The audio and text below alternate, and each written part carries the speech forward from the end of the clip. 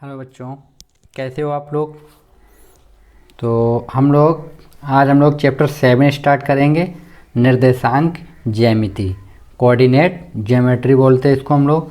तो आज हम लोग इस चैप्टर को स्टार्ट करेंगे। तो उससे पहले हम लोग इसका कुछ बेसिक जो फार्मूले हैं वो लोग हम लोग देख लेते हैं।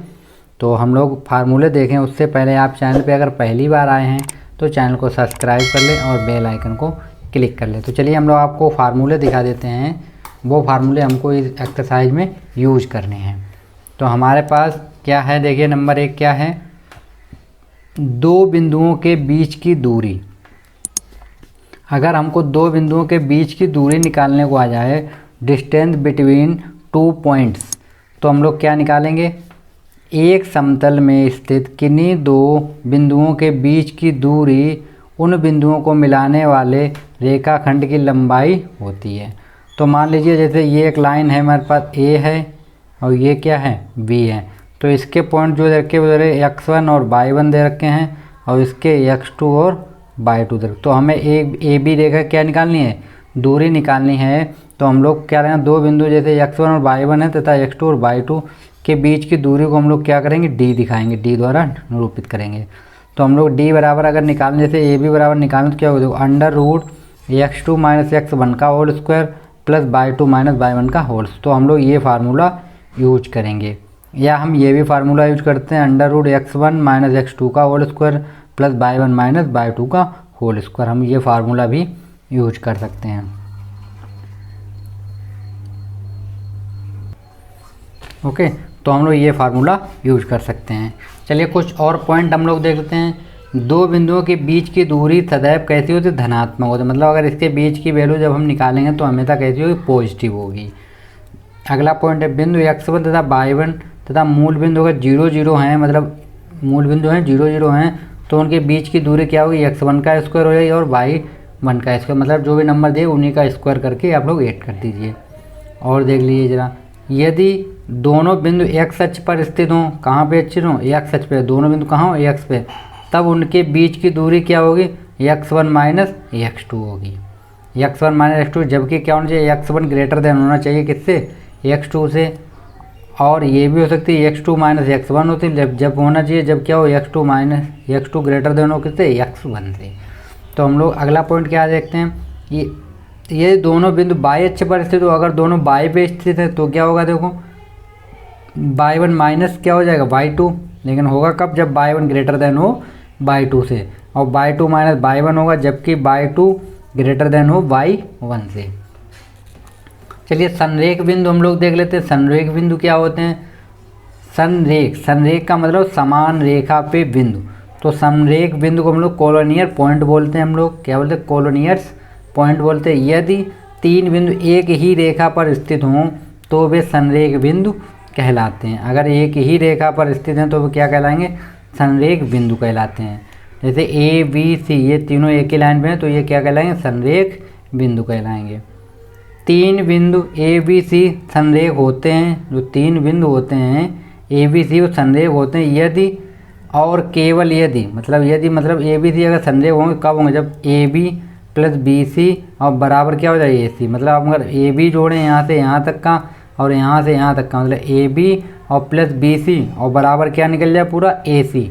मतलब इन यहाँ से यहाँ तक का और यहाँ से यहाँ तक का एक तरफ जोड़ कर लें और पूरा ए सी एक तरफ कर लें, तो ये कंडीशन आनी चाहिए, A B plus B C बराबर ए सी। तो अथवा क्या होना चाहिए, ए सी प्लस बी सी, मतलब इसको हमने उधर भेजा तो ए सी प्लस बी सी बराबर या क्या निकला, ए बी निकला है, या ए सी प्लस ए बी बराबर क्या हो, बी सी। मतलब इन तीन में से ये कंडीशन फॉलो करना चाहिए। चलिए और हम लोग देख लेते हैं ज्यामिति आकृति से संबंधित महत्वपूर्ण परिणाम। जो ज्यामिति से आकृति जो होती हैं उनसे संबंधित कुछ परिभाषाएं हैं, उसको हम लोग देख लेते हैं। Important result related to geometrical figures. तो हम लोग देखते हैं क्या करना है। तो हमको है नंबर 1, यदि त्रिभुज है, क्या है, यदि त्रिभुज तो दिखाइए कि दोनों भुजाओं का योग तीसरी भुजा से बड़ा होता है। तो हमको दिखाना है कि जो दो भुजाएं होंगी उनका योग और जो तीसरी भुजा हो उससे बड़ा होता है। नंबर 2, यदि समद्विबाहु त्रिभुज है, समद्विबाहु तो त्रिभुज की भुजाओं की दो भुजाएं कैसी होंगी, आपस में बराबर। मतलब समद्विबाहु त्रिभुज में क्या होता है, ये भुजा या ये भुजा, मतलब कोई सी भी दो भुजाएं कैसी होती हैं, आपस में बिल्कुल बराबर होती हैं। चलिए और हम लोग देख लेते हैं।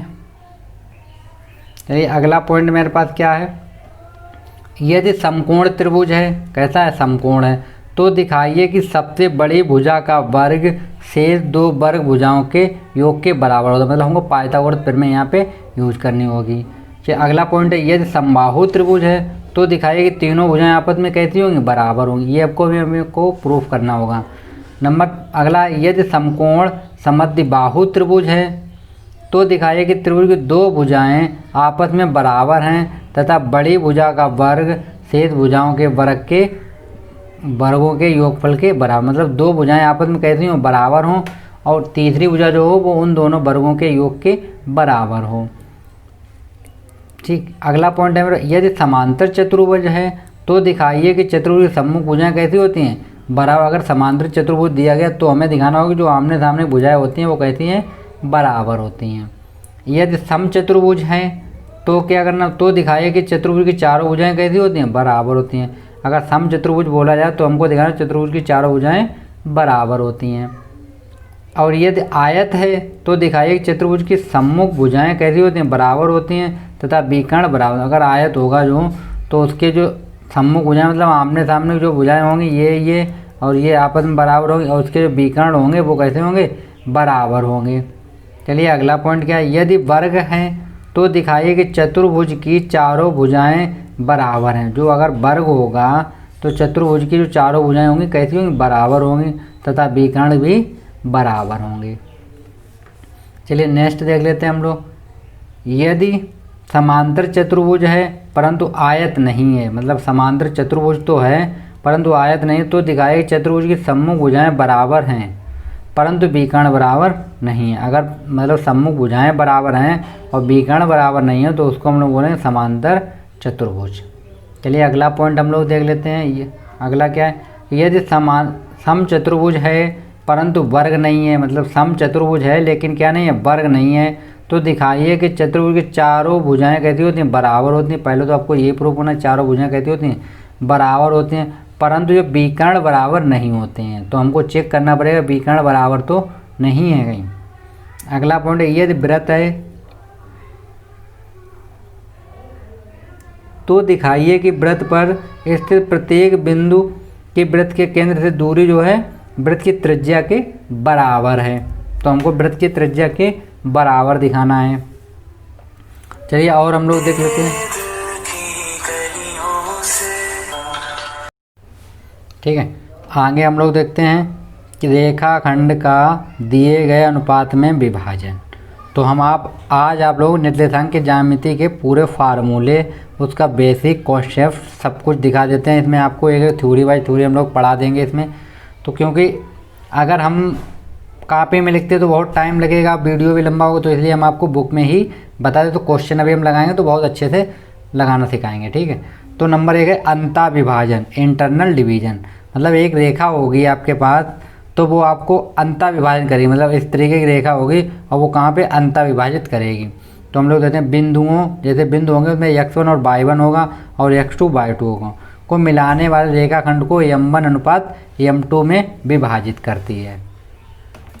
तो अंता विभाजित जब करेगी तो हम लोगों फार्मूला ये लगाएंगे m1 x2 plus m2 x1 upon में m1 प्लस m2।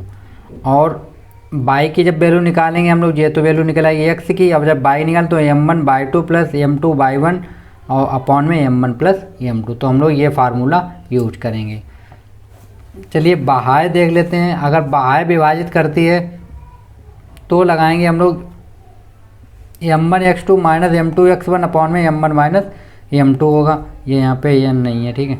फिर m2 y2 होगा माइनस m2 y1 होगा अपॉन में m1 माइनस m2। तो हम लोग बाह्य के लिए ये फार्मूला यूज करेंगे और अंता विभाजन के लिए ये फार्मूला यूज करेंगे। चलिए इनका वर्किंग रूल हम लोग देख लेते हैं। तो वर्किंग रूल क्या है मेरे पास यहाँ पे,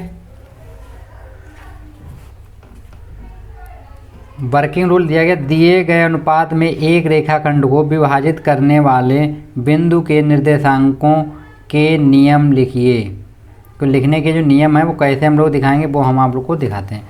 जैसे मेरे पास ये एक लाइन है P1 और P2, तो यहाँ पे ये M1 है और ये M2 है, तो इसका मल्टीप्लाई इधर होगा और इसका मल्टीप्लाई इधर हो जाएगा। तो हम लोग आपको दिखाते हैं अनुपात जैसे क्या है m1 m2 हैं, बिंदु क्या है P1 के ये रखे P2 के ये रखे, मिलाने वाली रेखा को विभाजित करते हैं। तो नंबर 1 स्टेप मेरे पास क्या आती है, स्टेप 1 P2 के x निर्देशांक के साथ m1 तथा P1 के x निर्देशांक के साथ m2, मतलब m1 के साथ आएगा P2 के निर्देशांक आएंगे और P1 के साथ इसके निर्देशांक आएंगे। चलिए आगे स्टेप 2 में प्राप्त गुणनफल को जोड़ते हैं, जो भी गुणनफल होगा उसको हम लोग जोड़ देंगे। और ये स्टेप वर्किंग रूल है, इससे हमें कोई ख़ास लगाव नहीं है, तो इसको हम लोग छोड़ देते हैं। तो हम ये फार्मूले आप लोग लर्न रखिए, केवल फार्मूले ही यूज करने हैं हमको। और थोड़ा ये देख लीजिए ज़रा, दो बिंदु दिए गए मिलाने वाली रेखा को एक बिंदु जिस पर अनुपात विभाजित करता है उसे m1 तथा m2 के स्थान पर हम लोग क्या माने k अनुपात 1 मानते हैं। इससे केवल हमें चर की k ज्ञात करना होता है। जैसे अगर कोई अनुपात दिया, जैसे बिंदु दिए गए ये बोले कितने अनुपात में विभाजित करते हैं, तो वहाँ पे हम लोग क्या माने k अनुपात 1 मानेंगे हम लोग वहाँ पे। ओके, आगे हम लोग देखते हैं जैसे बिंदुओं हो x1 कामा y1, क्या हो बिंदु हो x1 और y1 हो, तो हम लोग क्या करेंगे, जैसे x2 कामा y2 को मिलाने वाले रेखाखंड k अनुपात 1 में विभाजित अनुपात में विभाजित करने वाले बिंदु के निर्देशांक जो होंगे वो क्या होंगे, देखिए तो होंगे k x2 plus x1 upon k plus 1 और k y2 plus k y1 upon k plus 1 ये होगा। अतः बाह्य विभाजित करने के लिए धनात्मक तथा ऋणात्मक होते हैं, मतलब अगर बाह्य करेंगे तो ये ऋणात्मक हो जाएंगे और अंता करेंगे तो धनात्मक होंगे। चलिए आगे देखते हैं हम लोग, अनुपात 1:1 अगर पर है तो बाह्य विभाजन परिभाषित नहीं होगा। अगर कोई भी रेखा अगर 1 अनुपात 1 में विभाजित होती है तो वो बाह्य विभाजित नहीं होगी, ये आप लोग प्रूव नहीं कर सकते। फिर बिंदु क्या है x1 कामा y1 है, अगर x2 y2 को मिलाने वाले रेखाखंड को x अक्ष किस पे x अक्ष पे अगर अनुपात विभाजित कर तो हम ऐसे फार्मूला तो हम कह लें k बराबर क्या माइनस का y1 अपॉन y2 करके हम लोग फाइंड कर सकते हैं। आगे हम लोग देखते हैं, अगर बिंदु जो है x1 तथा x2 और x2 तथा y2 मिलाने रेखाखंड बाह्य अक्ष पे विभाजित करता है, अगर बाह्य अक्ष पे विभाजित करें तो क्या हो k बराबर क्या हो जाए माइनस का x1 अपॉन x2 होगा। चलिए और हम आपको फार्मूले दिखा देते हैं, फार्मूले आपको हम सभी दिखा देते हैं। यदि बिंदु जो एक रेखाखंड को अनुपात 2:1 तथा 1:2 में विभाजित करता है, या तो 2:1 या 1:2 में विभाजित करता है, तो त्रिविभाजन बिंदु पॉइंट ऑफ ट्रेंसन क्या होगा ट्रिसेक्शन कहलाता है। जैसे A1 के ये हो गए B1 के को मिलाने रेखा त्रिविभाजन बिंदु कैसे निकालें हम लोग, तो निकालें 2x1 प्लस x2 अपॉन 3 तो 2y1 अपॉन इस तरीके से हम लोग निकाल लेंगे। अगर हम ऐसे भी निकाल सकते हैं, देखो ज़रा ये मेरे पास एक लाइन है ए बी है, इसको पी और क्यू दो जगह विभाजित कर रहे हैं हम लोग, तो हमें क्या करना ए पी बराबर क्या होगा पी क्यू बराबर क्या होगा क्यू बी, ए पी बराबर होगा पी क्यू बराबर होगा क्यू बी, ये तीनों आपस में कैसे होंगे बराबर होंगे। तथा ए बी का जो मध्य बिंदु होगा वो क्या होगा, ए बी का जो मध्य बिंदु होगा वो क्या होगा पी क्यू मध्य बिंदु कैसे होंगे समान होंगे। ओके, चलिए और देख लेते हैं हम लोग। चलिए कुछ महत्वपूर्ण तत्व तो हैं इंपॉर्टेंट फैक्ट, तो हम उसको भी दिखा दें। यदि दिया हुआ चतुर्भुज एक क्या है नंबर 1 है समांतर चतुर्भुज होता है, यदि और केवल यदि चतुर्भुज के विकर्ण एक दूसरे को समद्विभाजित करते हैं, अगर उसके विकर्ण समद्विभाजित करते हैं तब। आगे देखते हैं हम लोग, अगला मेरे पास है समचतुर्भुज।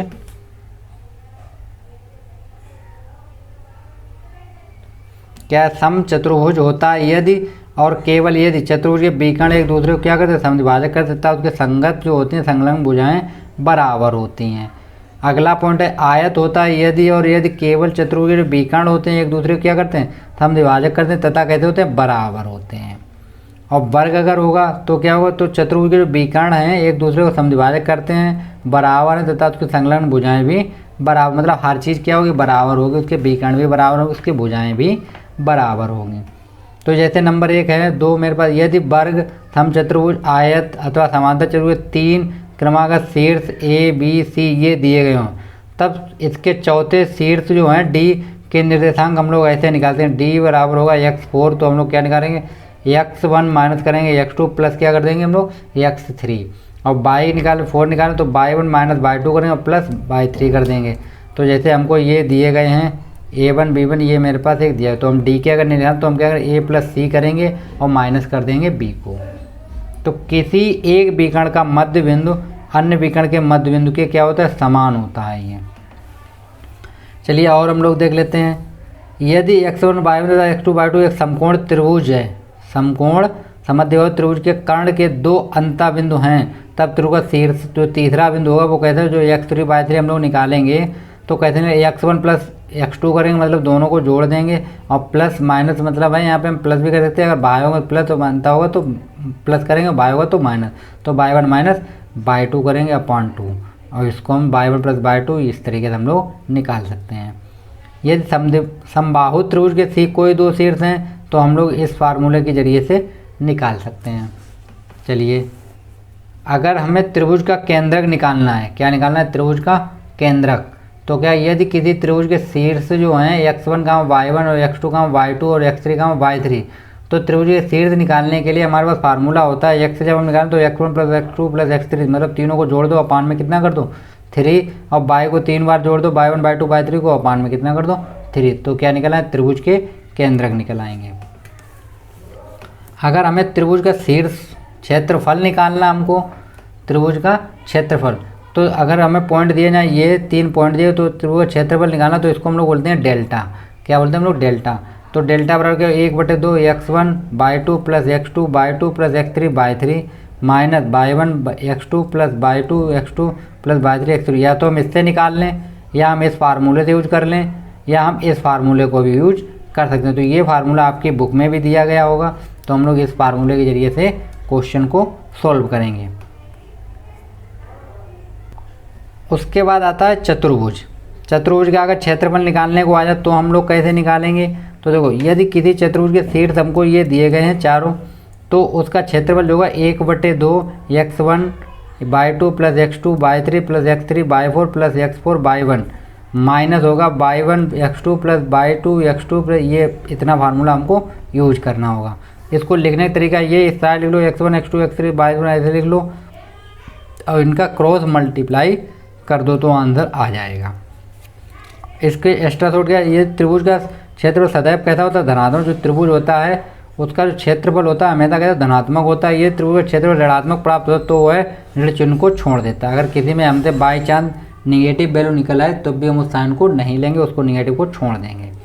यदि किसी पंचभुज के शीर्ष हमको दिए जाएँ तो उसका जो क्षेत्रफल हम लोग निकालेंगे तो क्या फार्मूला होगा, 1/2 लगाएंगे, x1 y2 होगा प्लस x2 y3 होगा प्लस x3 y4 होगा प्लस x4 y5 होगा प्लस x5 y1 होगा, और माइनस क्या करते हैं y1 x2 y2 x3 y3 x4 y4 x5 और y5 x1, इसको हम लोग माइनस कर देंगे। चलिए और हम लोग देख लेते हैं संरेख बिंदु। जब हम लोग देखें तो क्या, ये 3 बिंदु हमको दिए जाएँ, बिंदु पूछे संरेख हैं या नहीं, तो हमको क्या, त्रिभुज का क्षेत्रफल होता है वो कितना होता है, 0 होता है। अर्थात जो 1/2 x1 ब्रैकेट में y2 minus y3 plus x2 bracket में y3 minus y1 plus x3 bracket में y1 माइनस y2 बराबर क्या हो जाएगा, 0 हो जाएगा। तो ये 2 कहाँ चला जाएगा, 0 में चला, तो हम लोग कितना x y2 minus y3 plus x2 y3 minus y2 plus x3 y1 minus y2 बराबर 0। तो हम लोग ये फार्मूला यूज करेंगे। ठीक है बच्चों। तो और क्या, ये 3 बिंदुओं को मिलाने से बने त्रिभुज क्षेत्रफल शून्य हो तो वे संरेख बिंदु होते हैं, अर्थात एक ही रेखा में स्थित होते हैं। अगर उनका क्षेत्रफल शून्य सिद्ध हो जाता है तो वो क्या होते हैं, एक ही रेखा में स्थित। तो हम लोगों ने सूत्र आज देख लिए हैं। चलिए हम लोग एक्सरसाइज जो स्टार्ट करें वो नेक्स्ट वीडियो में लेक्चर में स्टार्ट करते हैं, क्योंकि आप लोग इसको केवल फार्मूले के बेस से आप लोग देख लीजिए। ओके, तो चलिए हम लोग नेक्स्ट वीडियो में एक्सरसाइज स्टार्ट करते हैं।